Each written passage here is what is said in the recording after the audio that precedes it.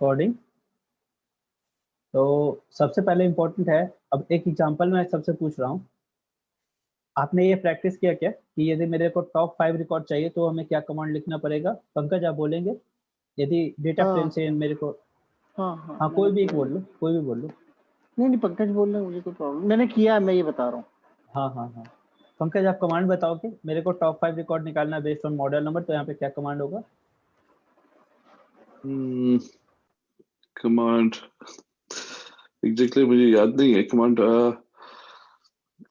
Car sort values model right, ascending. देखो मैं फिर से बता रहा हूँ, फिर हमने सॉर्ट वाली में मॉडल कर लिया तो मेरे को टॉप रिकॉर्ड आ गया। इसके बाद मैं ये लॉक असेंडिंग आ मेथड गया से, राइट। फिर लॉक मेथड से मैं सेलेक्ट कर सकता हूँ मेरे को कौन सा कॉलम चाहिए और कौन सी वैल्यू चाहिए, राइट। तो मैंने लॉक से मैंने टॉप 5 कर दिया और इसका कॉमा डाल के कौन कौन से कॉलम चाहिए, तो लॉक किया मतलब मेरे को कॉलम नेम डालना पड़ेगा। तो मैं कॉलम नेम डाल दिया मॉडल और रन किया, तो टॉप 5 मॉडल डिसेंडिंग ऑर्डर में मेरे को आ गया। ठीक है, 1 2 3 4 5 ज्यादा दिख अब रहा है इनकी रिकॉर्ड। वैल्यू, हाँ इनकी वैल्यू सेम है, इसलिए क्योंकि अब ओके मॉडल डुप्लीकेट है। है ना, गॉट इट हाँ गॉट या। डुप्लीकेट है। ठीक है, तो उससे कोई फर्क नहीं पड़ता है, वो हम अपने डिस्टिंक्ट और बहुत सा ऑपरेशन कर सकते हैं, तो उससे कोई इशू नहीं है। मतलब इसमें तो आप देख ही रहो ना, चूंकि मैंने बनाया तो मैंने अपने हिसाब से जैसा मैंने किया कुछ भी डेटा डाल दिया। सीरियल नंबर पे डालेंगे तो साथ साथ ज़्यादा वैल्यू सही आएगी। ये जो सीरियल नंबर है ना, इस पे हम डालेंगे तो सही वैल्यू आएगी।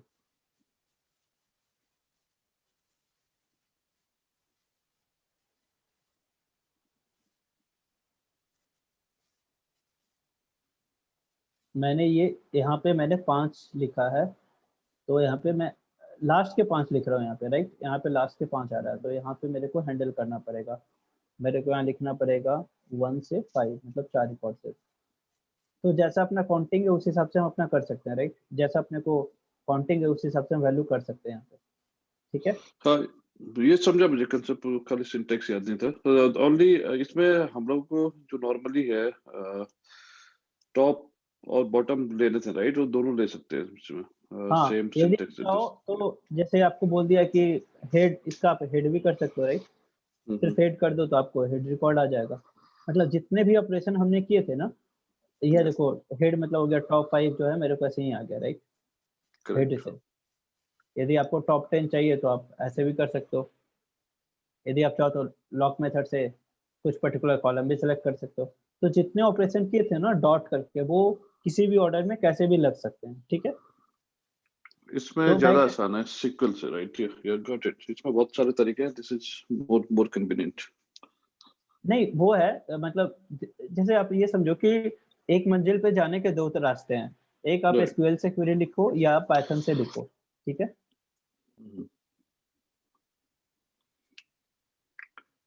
ठीक है। तो अभी मेरा स्क्रीन दिख रहा है सबको।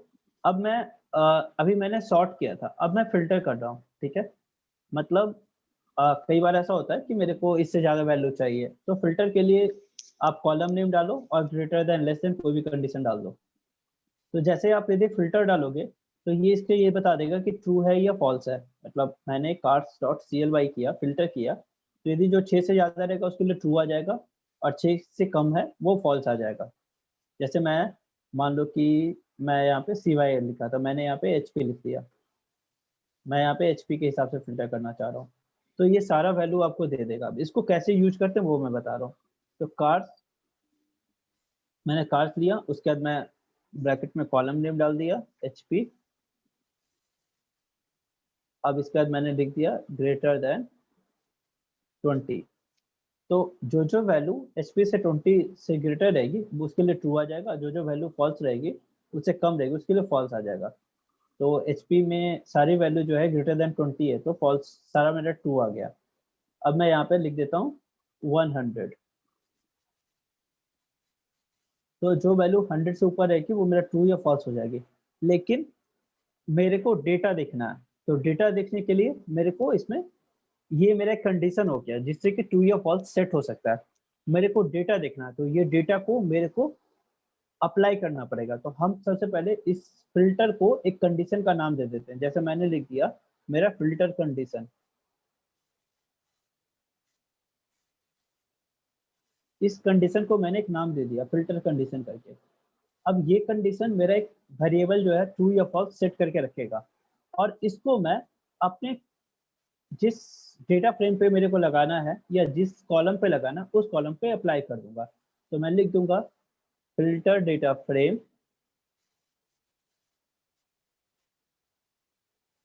इज इक्वल टू, जो मेरा नया डेटा फ्रेम बने वो फिल्टर हो किस बेसिस पे,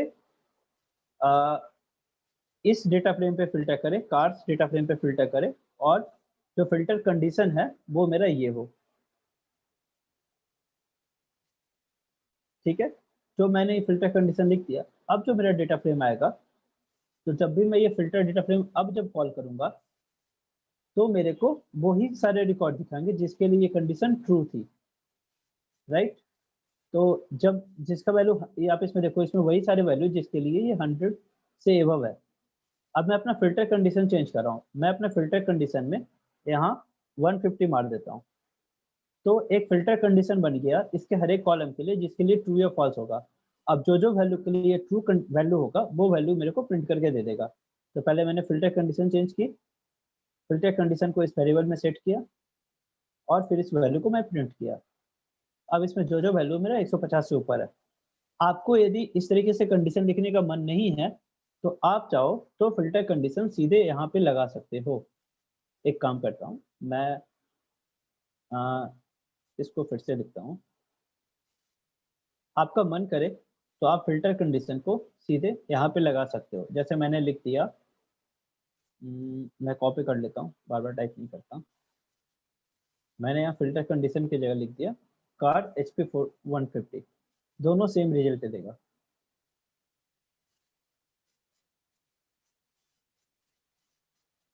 ठीक है, तो मेरे को कोई भी यदि फिल्टर डालना हुआ तो कंडीशन मैं यहाँ पे डाल दूंगा, ट्रू फॉल्स वैल्यू आ जाएगी और उसके हिसाब से मेरा वो सेट हो जाएगा। अब मान लो कि आपको दो तरह का फिल्टर डालना है, जैसे आपको फिल्टर डालना है कि HP की वैल्यू इससे ज़्यादा हो और राइट की वैल्यू, या मान लो कि AM की वैल्यू, AM नहीं क्रैब ले लेते हैं, क्रैब की वैल्यू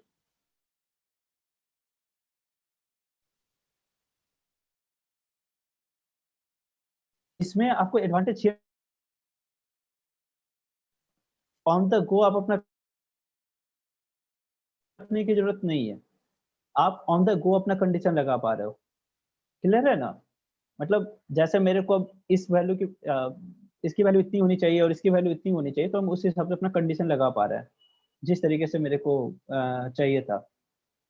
जैसे अभी सिर्फ ज़्यादा बड़ा नहीं करते, अभी एक छोटा सा ही रखते हैं।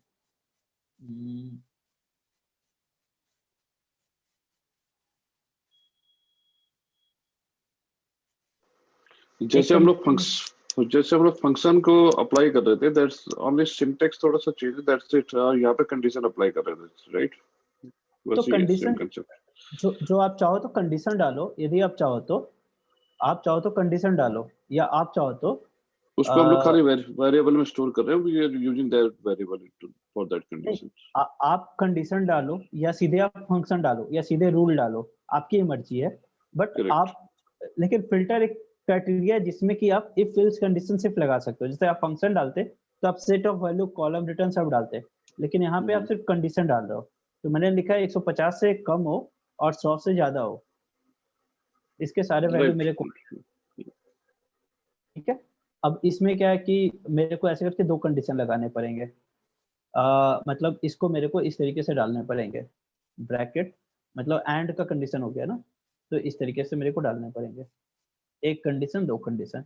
तो इस तरीके का सिंटेक्स एरर के लिए हम क्या करते हैं ना कि हम पहले कंडीशन को डिफाइन कर देते हैं इस तरीके से, और फिर इस कंडीशन को हम अप्लाई कर देते हैं। इस तरीके से हम पहले कंडीशन को डिफाइन करते हैं जो भी कंडीशन चाहिए, तो रीडेबिलिटी आसान होती है। वैसे इसमें क्या है कि लोगों को थोड़ा कंफ्यूजन हो सकता है, तो जिसको जिस तरीके से आराम हो उस तरीके से करते हैं। तो हम चाहें तो सारा कंडीशन यहाँ पे भी सीधे डाल सकते हैं। ठीक है, क्लियर? क्लियर।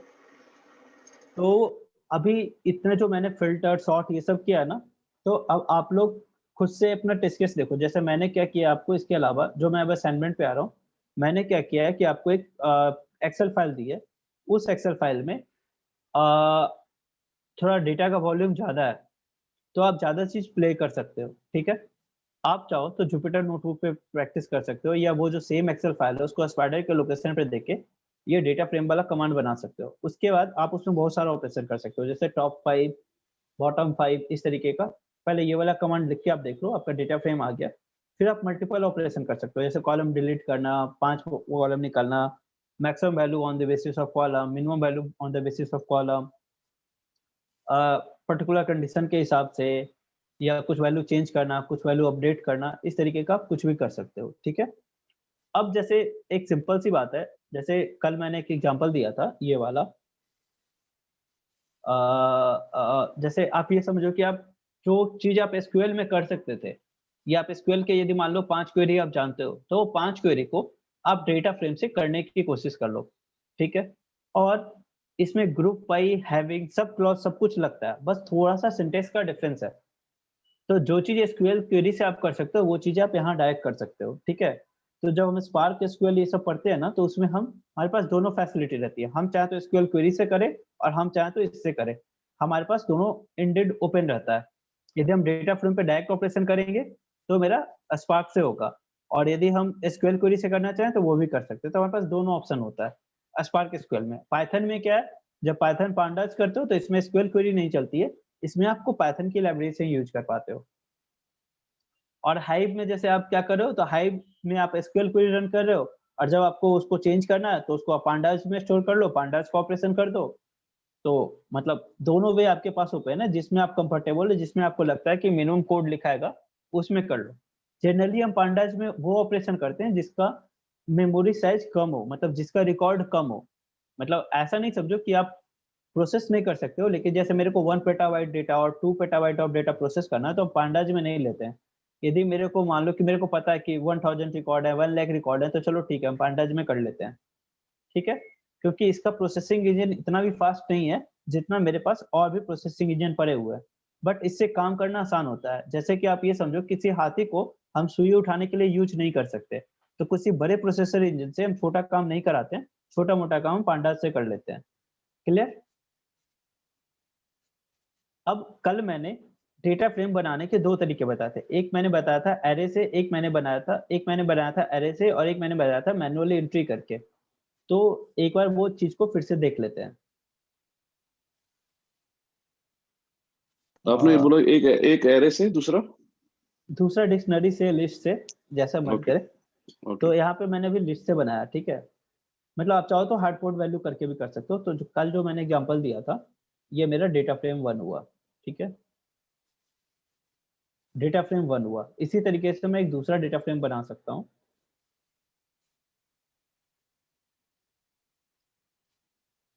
जिसमें मैं वैल्यू मान लो मैं 8 एंड 9 लिख रहा हूँ, ठीक है?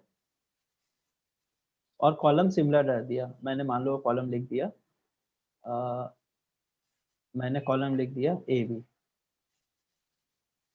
तो मेरा df1 एक बन गया, एक df2 बन गया। यदि मेरे को दोनों को यूनियन करना है, या मतलब दोनों के रिकॉर्ड को जोड़ना है, तो मैं दोनों को अपेंड कर सकता हूँ। मैं लिख सकता हूँ df1 dot a double p e n d df2। तो कुछ काम आपको एसक्यूएल क्वेरी से करना आसान रहेगा, कुछ काम आपको पांडा से करना आसान रहेगा।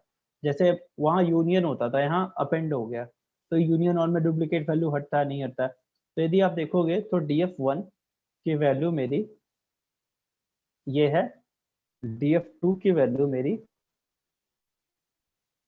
ये है। यहाँ मैं क्या करता हूँ ना, कि एक कॉलम नेम जो है वो थोड़ा चेंज कर देता हूँ, just to provide join operation कल करेंगे, थोड़ा लंबा हो जाएगा, ज़्यादा कॉम्प्लेक्स हो जाएगा। ज्वाइन ऑपरेशन नेक्स्ट में करेंगे, ज्वाइन और ये सब जो है ना, वो नेक्स्ट में करेंगे। बट आप लोग ट्राई करना। वैसे मैं सिंटेक्स बता देता हूँ। इसका ज्वाइन का सिंटेक्स सिंपल सा होता है, df डॉट ज्वाइन। अब इसमें left auto join, semi auto join सब होता है। तो df मतलब df1 को मैं ज्वाइन कर रहा हूँ। एसक्यूएल में हमारा सिंटेक्स थोड़ा डिफरेंट होता है, इसमें थोड़ा सिंटेक्स अलग होता है। df2 मैंने इस तरीके से ज्वाइन कर दिया, ठीक है? इस तरीके से इसमें सिंटेक्स ज्वाइन होता है। अब इसमें हमको लिखना पड़ता है कि आप किस तरीके का ज्वाइन करना चाह रहे हो। df1, अब इसमें हम जब भी ज्वाइन करेंगे, तो मेरे को कॉलम नेम सेम देना पड़ेगा। तो चूंकि मतलब किस कंडीशन पे मैं ज्वाइन कर रहा हूँ वो मेरे को देना पड़ेगा। जैसे यहाँ पे कॉमा करके लिखना पड़ता है कि ज्वाइन टाइप क्या है, तो ज्वाइन में आपका लेफ्ट ज्वाइन है, इस तरीके से लिखना पड़ता है। फिर हमारा एक क्वेरी लिखना पड़ता है कि ये लेफ्ट ज्वाइन है और कंडीशन क्या है, तो इसमें एक ऑन कंडीशन लिखना पड़ता है कि किस बेसिस पे हम कंडीशन लिख रहे हैं, तो यहाँ पे वो की देना पड़ता है। जैसे मैंने यहाँ पे लिख दिया ज्वाइन, और उसके बाद मैं यहाँ पे लिखूंगा कि ये किस बेसिस पे ज्वाइन कर रहे हैं, तो यहाँ पे हम लिखेंगे on df1 dot a is equal to df2 dot b। तो इस तरीके से हमें पूरा प्रॉपर ज्वाइन लिखना पड़ता है। तो ये वाली चीज जो है ना, इसका सिंटेक्स जो है वो मैं आराम से करवाता हूँ, क्योंकि हमारे पास 4-5 तरह का ज्वाइन होता है। बट यदि आप चाहो तो इसको प्रैक्टिस कर सकते हो।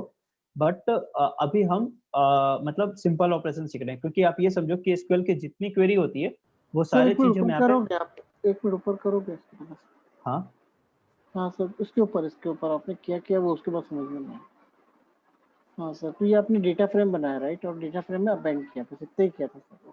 हाँ, बस इतना ही किया था। ठीक है सर। ठीक है, यदि तुमको मन कर रहा है तो तुम क्या कहते हैं, जैसे एक मैं एग्जांपल दे ही देता हूँ इसका।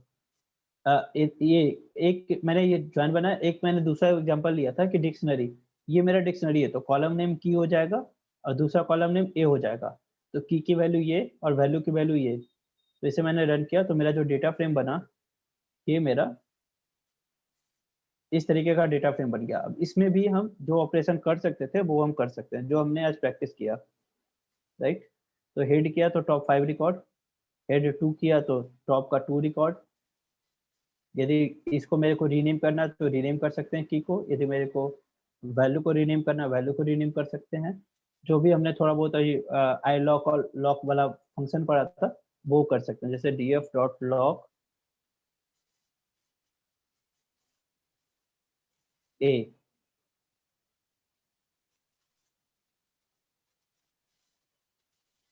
ए का सारा वैल्यू इसने दे दिया, राइट। तो हम जिस तरीके का जो भी ऑपरेशन उधर करते थे वो सारा ऑपरेशन हम यहाँ पे कर सकते हैं, राइट, क्योंकि एक बार डेटा फ्रेम बनने से मतलब है। मैंने यहाँ लिख दिया मेरे को पहला वैल्यू चाहिए, तो वो वैल्यू आ गया, राइट। क्लियर? क्लियर है, क्लियर है। तो मेरा मेन इंटेंशन ये था कि अभी जो मैं असाइनमेंट दूंगा, जो मैं पीडीएफ में लिख के रखा हूँ या मैंने जो भी प्लान करके रखा है, तो मैं एक एक्सेल फाइल दूंगा और एक असाइनमेंट दूंगा। तो उस एक्सेल, चूंकि ये सारे ऑपरेशन तो आपके पास आ गया, अब जो एक्सेल फाइल दूंगा उस एक्सेल फाइल का पे आपको ये सारे ऑपरेशन करने हैं। तो आपके पास 2 फ्लेवर हो जाएंगे, ठीक है। जब आपके पास 2 फ्लेवर हो जाएंगे तो आप चाहो तो कोई दूसरा काम कर सकते हो। अभी जैसे ये वाला, जैसे मैंने एग्जांपल के तौर पे मैंने एक डेटा फ्रेम दो ये बनाया, फ्लेवर मतलब सर, दो फ्लेवर मतलब कि मेरे को मतलब 2 इसमें तरह भी का करना डेटा है, रहेगा, इस, 2 तरह इसमें का भी डेटा करना। रहेगा, ओके। 2 तरह का डेटा रहेगा। तो ऐसा नहीं है कि ऑपरेशन जो कॉलम्स नेम है वो आपको कॉपी नहीं करने पड़ेंगे, वो आप अपने हिसाब से पिक कर सकते हो, ठीक है। ठीक है, हम्म। अब एग्जांपल के तौर पे मैं एक छोटा सा ज्वाइन ऑपरेशन कर देता हूँ, क्योंकि मेरा डेटा इस तरीके से प्रिपेयर हो गया है। मैंने एक डेटा फ्रेम बनाया df, जिसमें कि मेरा की वैल्यूज है, राइट। दूसरा डेटा फ्रेम बनाया df2 या अदर, जिसमें मेरा की वैल्यूज है। तो ये दोनों का कॉलम वैल्यूज है, राइट। और इसमें एक कॉलम ए है, इसमें एक कॉलम बी है, ठीक है। तो यदि मेरे को दोनों को ज्वाइन करना है, ठीक है, तो हम लिखेंगे df डॉट ज्वाइन, ठीक है, मतलब मेरे को ज्वाइन करना। अब इसमें, अब इसके बाद किससे ज्वाइन करना, तो मेरा अदर है, तो अदर लिख दिया मैंने। तो ये मेरा दोनों ज्वाइन हो जाएगा। अब क्या करें कि जब हम ज्वाइन करेंगे तो मेरे को एक किस पे हम ज्वाइन करना चाहते हैं वो मेरे को बताना पड़ता है, तो वहां पे वो लिखते हैं सेट। लेकिन पाई स्पार्क में जाओगे तो थोड़ा सा इसमें इंडेक्स चेंज हो जाता है, तो उसका ध्यान रखना पड़ेगा। मेरा कॉलम नेम है की, तो की के बेसिस पे मैं दोनों को ज्वाइन कर रहा हूँ। और कंडीशन मेरा क्या है, तो दोनों में जो कॉमन की है वो मैं दूंगा, तो ऑन की। ये सिंटेक्स है दोनों को ज्वाइन करने का। तो आप देखोगे दोनों का अपना ज्वाइन करके दोनों का वैल्यू एक साथ आ गया, मतलब की के साथ ए और बी दोनों वैल्यू आ गया। आप चाहो तो मतलब left out join, right out join, ये सब जो डिफरेंट है वो सब भी प्रैक्टिस कर सकते हैं। अभी इसमें देखो कि जो वैल्यू इसके लिए प्रेजेंट नहीं तो उसके लिए नैन आ गया, राइट। जो वैल्यू प्रेजेंट नहीं थी उसके लिए नैन मतलब ये नॉट इनर अप्लीकेबल आ जॉइन गया। ये हुआ है, इन ऑटो जॉइन नहीं हुआ। हाँ ये नॉर्मल, यदि तुम्हें ये फुल ऑटो ज्वाइन जॉइन करना हुआ। है, हाँ हाँ ये फुल एक ऑटो जॉइन, ये नॉर्मल ज्वाइन हो गया। एक मिनट नॉर्मल यार, join control full auto join हुआ है सर। नॉर्मल जॉइन मतलब इनर जॉइन नहीं हुआ, मेरे को वो लग रहा है। अभी अब जो मैं दिखाना चाह रहा हूँ पहले वो मैं एक बार दिखा देता हूँ, क्योंकि प्रैक्टिस करना है, और जो 1 to 1 क्वेश्चन है वो हम एक साथ ले सकते हैं, उसमें कोई इशू नहीं है। ठीक है, तो अभी एग्जांपल के तौर पे तुम्हें ध्यान होगा कि ये जो डेटा फ्रेम है ये मेरा आउटपुट है, इसे मेरे चाहूँ तो मैं इसे किसी एक दूसरे डेटा फ्रेम में स्टोर कर सकता हूँ। तो मान लो कि मैंने इसे फॉर टाइम बीइंग मैंने इसे स्टोर कर लिया, तो मैं एक तीसरे DF3 डेटा फ्रेम में, DF4 डेटा फ्रेम में। तो DF डेटा फ्रेम की जब भी वैल्यू होगी इस तरीके से होगी। अब हम कोई बंदा कहेगा कि DF डेटा फ्रेम में ये 3 वैल्यू नल है, इसे मेरे को रिमूव करना है या रिप्लेस करना है, तो ये सब भी ऑपरेशन हम कर सकते हैं, राइट। या इसके साथ हम कंडीशन लिख सकते हैं फिल्टर का, कि एक फिल्टर कंडीशन लिख देंगे where v equal to not equal to nan, और फिर फिल्टर करके हम डेटा पिक कर सकते हैं। तो उस तरीके से हम लेफ्ट आउटर जॉइन निकाल सकते हैं इसमें भी, राइट। मतलब there are different way to do this things, but I am saying कि यहाँ पे आप फिल्टर भी कर सकते हो, यहाँ आप चाहो तो नैन को रिप्लेस कर सकते हो। और जैसा कि आपको ध्यान होगा कि हम इस तरीके का ऑपरेशन किए थे, जैसे हमने लिखा था DF4 एक नल वैल्यू इसमें है कि नहीं इसको चेक करने के लिए। तो उस समय तो हमारे पास सारा वैल्यू था तो पता नहीं चला था। Dot info and null is null COUNT counts is equal to TRUE true. ठीक है, मतलब DF4 में जो भी नल वैल्यू है इसका हमको वैल्यू दिखा दो। तो इसमें ये दिखा दिया कि इसमें जो है आपका क्या कहते हैं, टोटल 3 कॉलम आपका जो है वो नल है, ये इसमें दिखा दिया, राइट। और क्या क्या वैल्यू है वो दिखा दिया, कौन कौन वैल्यू नल नहीं है ये दिखा दिया। इसी को मैं चाहूँ तो फॉल्स कर सकता हूँ। तो अभी आपको छोटा डेटा है तो आपको देखने में आसानी हो रही है, लेकिन जब बड़ा डेटा रहेगा तो आपको मतलब ये आराम से एक बार में निकाल के दे देगा, राइट। कि इसमें 3 वैल्यू जो है वो आपका नल नहीं है, 3 वैल्यू नल है, इस तरीके से ये वैल्यू आपको दे दिया, राइट। क्लियर। तो ये जो नल वैल्यू है इसका लाइव एग्जांपल मैं दिखाना चाह रहा था, इसलिए मैं ये छोटा सा ज्वाइन कर रहा था नैन के साथ। ठीक है, अब आप पे है कि आप कितना प्रैक्टिस कर सकते हो डेटा फ्रेम का, इनिशियल लेवल पे आप कर लो। क्योंकि अब जैसे आप मान के चलो कि आप कहोगे कि मैंने पाइथन और हाइव पे काम किया है, तो आप कहोगे कि मैंने हाइव रन किया, पाइथन से उसका ऑब्जेक्ट बनाया और डेटा फ्रेम में उसकी क्वेरी रन करके काम कर लिया। जैसे यदि कोई एक प्रोजेक्ट है जो कि सिर्फ MySQL और पाइथन पे है, तो SQL से वो डेटा बेस से कनेक्शन करके एक बार डेटा फ्रेम बना लिया और उसमें जितना डेटा का ऑपरेशन करना था, जैसे हम लोग रिपोर्टिंग प्रोजेक्ट में काम करते हैं तो डेटा प्रेजेंट है उसको हमको भेजना रहता है, तो वो जो क्वेरी है हम डेटा फ्रेम से भी कर सकते हैं या पांडास से भी कर सकते हैं। तो कोई जो कोर पाइथन का प्रोजेक्ट रहता है वो SQL से कनेक्शन बनाता है और पाइथन के डेटा फ्रेम से उसकी रिपोर्टिंग निकाल के दे देता है। और यदि हम पाइथन के साथ SQL यूज कर रहे हैं या मतलब हाइव यूज कर रहे हैं, तो हाइव की क्वेरी रन करने के लिए हम हाइव का यूज कर लेते हैं। बट हम सिंपल पाइथन से भी यदि कोई डेटाबेस का प्रोजेक्ट पिक करना है तो हम उसको काम कर सकते हैं।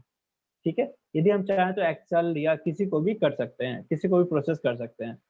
ठीक है, तो ये मैंने कुछ सिंपल सा चीज बता दिया। ठीक है, एक्सेस से भी कर सकते हैं, राइट। एक्सेस हाँ एक्सेल, क्योंकि फिर ये हाँ उसमें काम आता है ना सर, कि जो अपन ऑटोमेशन वगैरह करते हैं तो उसमें यूज आ सकता है, राइट। ये सब हाँ, उस ऑटोमेशन ये सब में पाइथन का तो बहुत ज्यादा यूज है, क्योंकि पाइथन से करेक्ट। तुम कहीं भी कुछ भी टच कर सकते हो। तो ऑटोमेट जैसे हर एक टेक्नोलॉजी का एक सॉफ्टवेयर का एक लिमिटेशन होता है, जैसे SQL से SQL में ही रह सकता है, राइट। तुम्हारा जो हडूप है उसके लिए क्लस्टर कंप्यूटिंग चाहिए, या जैसे तुम इन्फॉर्मेटिका देखो तो उसके लिए तुमको ये सॉफ्टवेयर होना चाहिए। अब जो तुम इन्फॉर्मेटिका की प्रॉब्लम सॉल्व कर रहे हो वो तुम चाहो तो सिर्फ पाइथन से भी कर सकते हो, राइट। करेक्ट। पाइथन की कनेक्टिविटी सबसे है और डेटा का इतना ऑपरेशन है, यदि तुमको मान लो टेबलर फॉर्मेट में डेटा फ्रेम प्रोसेस करना तो तुम डेटा फ्रेम का यूज कर लो। यदि तुम्हें इंडेक्सिंग फॉर्मेट में डेटा यूज करना तुम numpy का यूज कर लो। यदि तुमको प्लॉटिंग करनी है तो मैटप्लॉटलिब कर लो।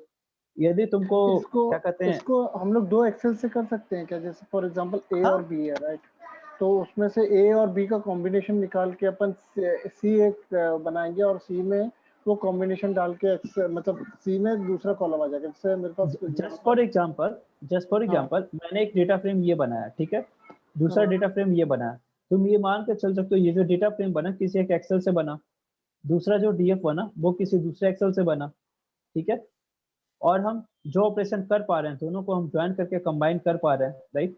या जो मैंने ये जो पांडाज किया था ये मैंने एक एक्सेल से बनाया, ये जो है मैंने दूसरे एक्सेल से बनाया, दोनों को मैंने अपेंड कर दिया, राइट। हाँ, और फिर उसमें अपन ने दोनों का कॉम्बिनेशन निकाल के तीसरे एक्सेल में भी डाल सकते हैं, राइट। इसमें हाँ, तुम चाहो तो दोनों को कंबाइन कर सकते हो, फिर ड्रॉप डुप्लीकेट जो भी है वो सब कर सकते हो। तो कुछ मैं टेस्ट केस करके कुछ मैं बेसिक और कुछ एडवांस लेवल का मैं दे दूंगा, और तुम गूगल यूज करने के लिए स्वतंत्र हो, तुम्हें जो टिक करना उस तरीके से करो, but you have to do the task, ठीक है। ठीक है, क्या टास्क क्या है सर जो आपने कल बताया था वही टास्क है, राइट? नहीं, वो तो है ही है, वो तो मतलब हमारा लॉन्ग टर्म प्रोजेक्ट है ही है। बट मेरा जो अभी टास्क होगा, एक मिनट मैं स्क्रीन शेयर करता हूँ। मैं तुम्हें एक पीडीएफ फाइल दूंगा, उस पीडीएफ फाइल नहीं देता हूँ मैं तुम्हें, एक एक्सेल फाइल दूंगा। जैसे आज मैंने एक एक्सेल फाइल दिया था ना, उस तरीके से मैं एक एक्सेल फाइल दूंगा। उस एक्सेल फाइल को तुमको रीड करना है जैसे हमने इसे रीड किया है, ठीक है। और जिस तरीके से हम यहाँ पे ऑपरेशन कर रहे हैं उस तरीके से उसमें टास्क लिखा रहेगा कि तुम्हें इसमें क्या क्या टास्क करना है, ठीक है। तो डेटा सेट तुम्हारा चेंज हो जाएगा, कॉलम नेम चेंज हो जाएगा, लेकिन ऑपरेशंस और फंक्शन सेम यही रहेंगे। आज मैं जो आउटपुट जो मैं दूंगा, जो आज मैंने प्रैक्टिस किया, ये सारा मैं कंटेंट दूंगा, एक एक्स्ट्रा एक्सेल फाइल दूंगा और एक प्रॉब्लम स्टेटमेंट दूंगा।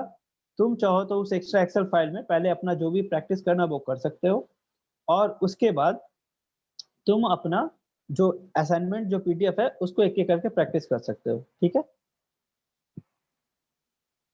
पहले मैं डॉक्यूमेंटेशन पढ़ूंगा, आपके जो भी क्वेश्चंस है वो करूंगा, फिर इसके बाद एक पीडीएफ है जो असाइनमेंट है, राइट, उसको करना है। वो असाइनमेंट रहेगा, मतलब पीडीएफ या टेक्स्ट कुछ भी मैं दे सकता हूँ।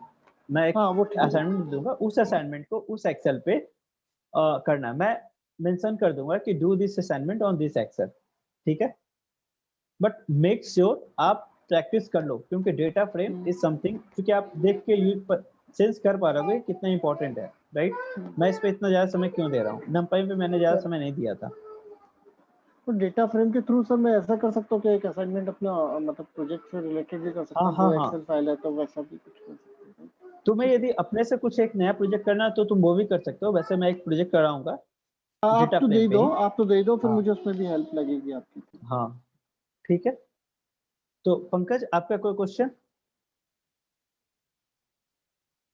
नहीं मनीष, क्वेश्चन कुछ नहीं, आज मैं प्रैक्टिस करके then if there is anything I will connect with you. Anjana आपका कोई क्वेश्चन?